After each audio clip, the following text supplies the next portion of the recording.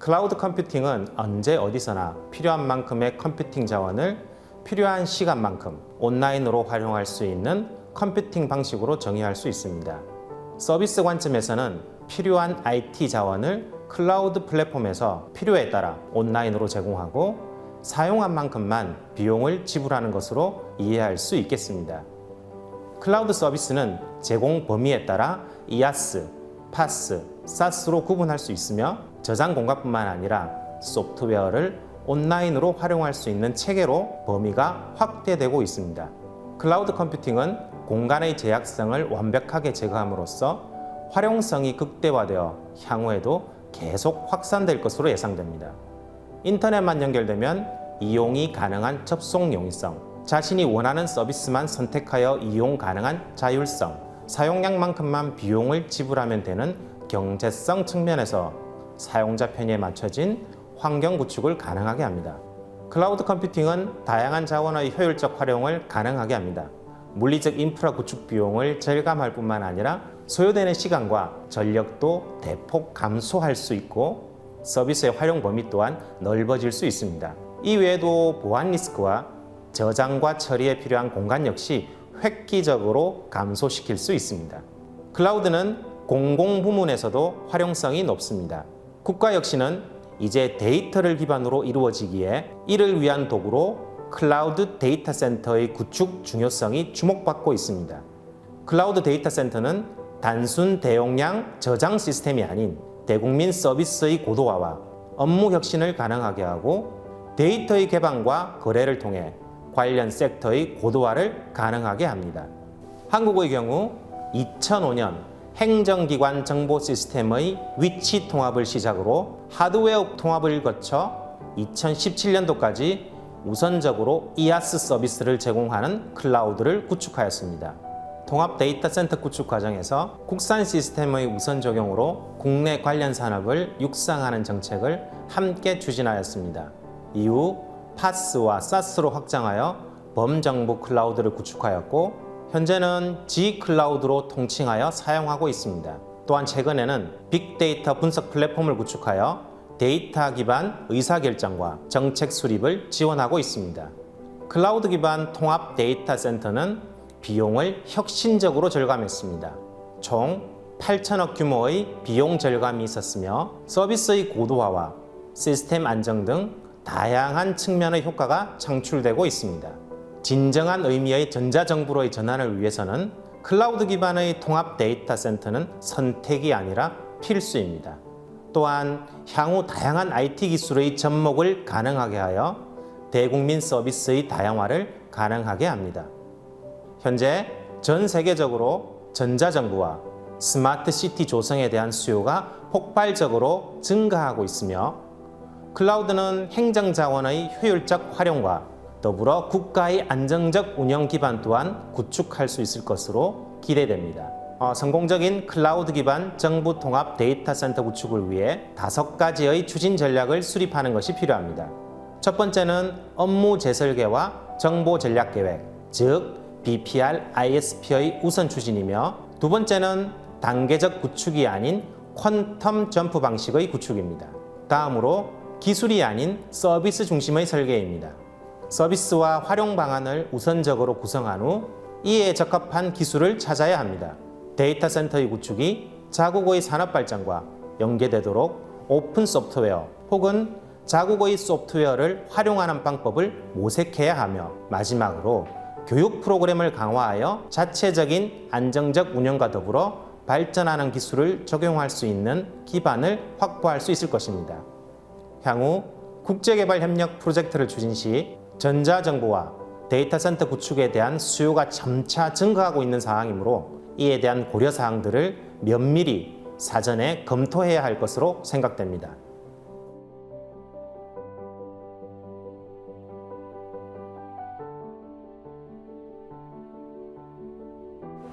초연결과 초지능으로 대표되는 4차 산업혁명 시대의 주요한 사회 변화 중 하나는 빅데이터와 인공지능의 발전입니다.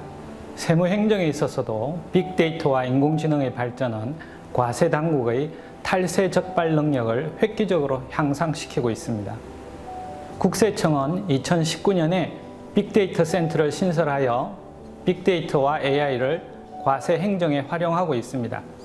빅데이터의 활용 사례는 미리 체험 서비스, 챗봇 상담 서비스, 납부기한 연장 허가, 차명 계좌 탈세 방지, 사업자 등록, 발급 판별, 고액 체납자 중 추적 조사 대상자 선정 등 매우 다양합니다. 빅데이터와 인공지능의 발전에 따라 미래 투자가 필요한 분야로 국제조세, 암호화폐, 외부 전문기관 활용, 데이터 분석가와 협업, 개인정보 보호 문제를 들 수 있습니다. 국세청은 역외 탈세를 적발하기 위해 BEPS 프로그램을 통해 많은 국가와 정보 교환을 하고 있습니다. 그러나 글로벌 역외 탈세 사건 정보 수집이나 외국으로부터의 역외 거래 정보 수집에 더 많은 투자를 할 필요가 있습니다. 암호화폐의 경우 한국은 2020년에 개정된 특정금융정보법에 의해 암호화폐 사업자로 신고하기 위해서는 ISMS 인정을 받고 은행으로부터 실명 확인 입출금 계좌를 받아야 합니다. 이 개정으로 암호화폐 거래의 투명성이 개선될 것으로 판단됩니다.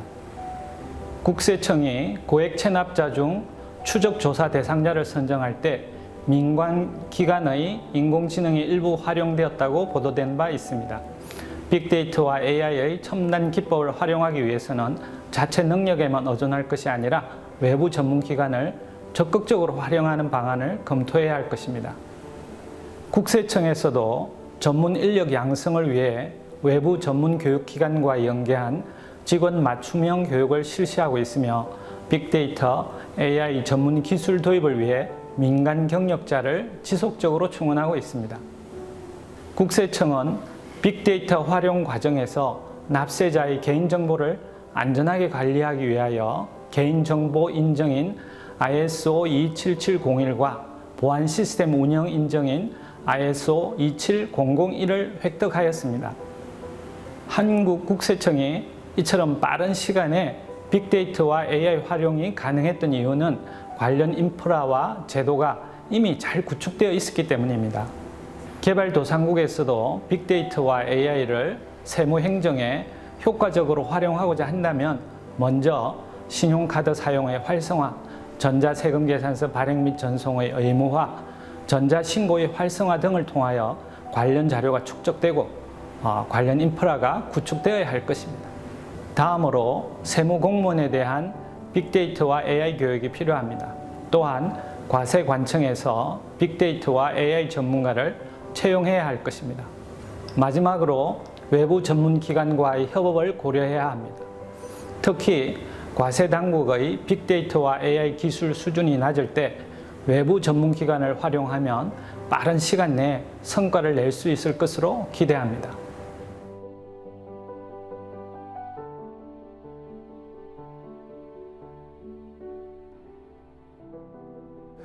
4차 산업혁명 시대를 맞이하여 무역거래는 IT와 연결된 개인의 수출입 행위가 폭증함에 따라 매우 복잡화, 다양화되고 있습니다.